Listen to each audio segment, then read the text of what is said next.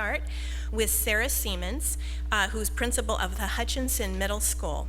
Sara has worked in the field of education for over 26 years, and she began her teaching career in the Whittier Christian school system and then transitioned into the public school system. She's been a middle school administrator for 9 years, and at her school does train Biola education students. And she's a math, science, technology magnet school, and she's in the Norwalk-La Mirada School District. She also serves as an adjunct professor at Biola University, teaching foundations of educational psychology for the School of Education. So Sara, could you just spend a few minutes sharing with us some of your thoughts about core standards, smarter balanced assessment system? Certainly. Can you hear me now? Okay. First off, it was nice to see Glenn's charting, because it's great to see where our district stands as far as having an implementation plan. Because we do have a district implementation plan, Norwalk-La Mirada Unified School District does, and then we also have a school site implementation plan that has been generated by our teachers and administrators and leadership team and so on. As far as our preparation for the Common Core standards, we've been, of course, thoughtful about it for the last couple years and been making slow moves and gradual moves and very systematic and well thought out moves. Specifically this year in language arts, we are implementing the Common Core standards fully. We are using some curriculum modules from Engage New York. They're Common Core aligned. Our students are looking at close reading, evidence-based claims, argumentative writing, and some research strategies. In math, we are fully implementing the Common Core bridge material school-wide, and we're working on increasing student problem solving, increasing their perseverance, and then making sure our students can justify their thinking, and also do that in writing and not just computation. Social studies and science has also been looking at the Common Core standards and how that impacts their content area.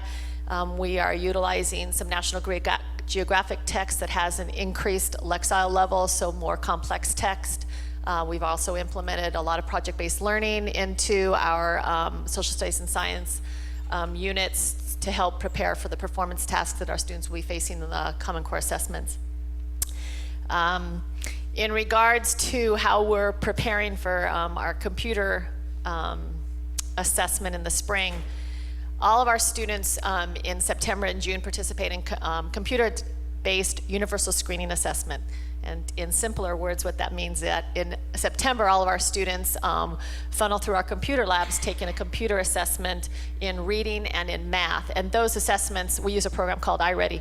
Those assessments are utilized by our teachers, or the results are utilized by our teachers to do some next step planning, to see some gaps in their understanding with standards and so on. So our students have already developed or are developing some perseverance at the computer as far as assessment.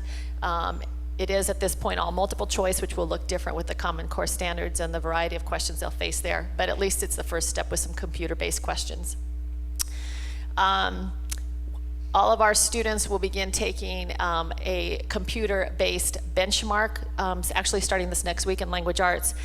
Our teachers district-wide have put together 8 to 10 questions, or I think it's 8 to 10 questions, multiple choice and constructed response. They will not be computer adaptive, but at least it gets our students an opportunity to be assessed on the computer. We use a data management system, and that's the program that our district will be using for our students to take that computer-based test, both in language arts starting next week, and then in the beginning of March, those students will take the assessment in math.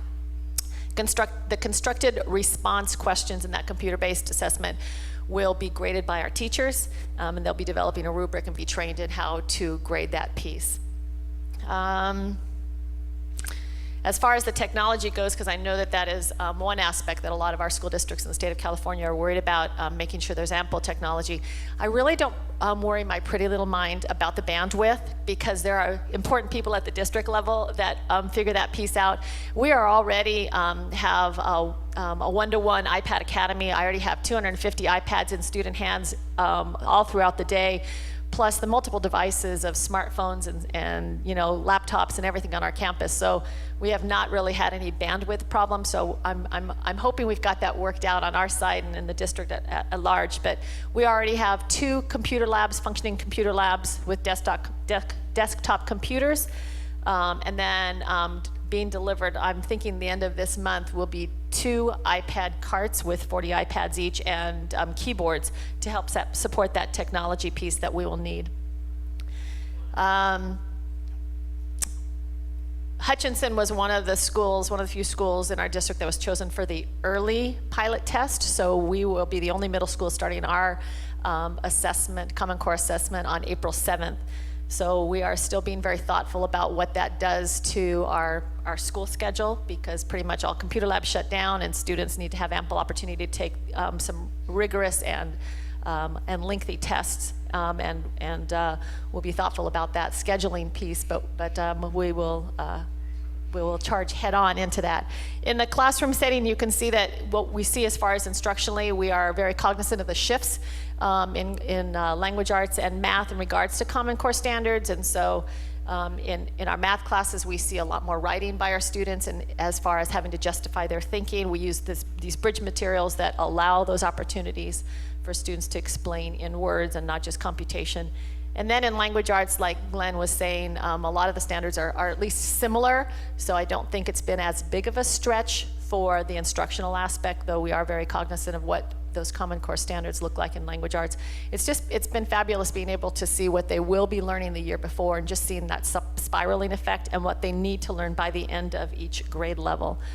So we are charging forward, and it's just been great in our district just to have such district support and just a well thought out implementation plan which supports all the work that we do. We have great professional development that the district provides, that we provide at our school site as well. Common Core leads, that's what we call a lead teacher from each content area that gets trained and brings back that information to our school site and shares it out. So there's been just some very thoughtful planning in our district. So. Biola University offers a variety of biblically centered degree programs, ranging from business to ministry to the arts and sciences.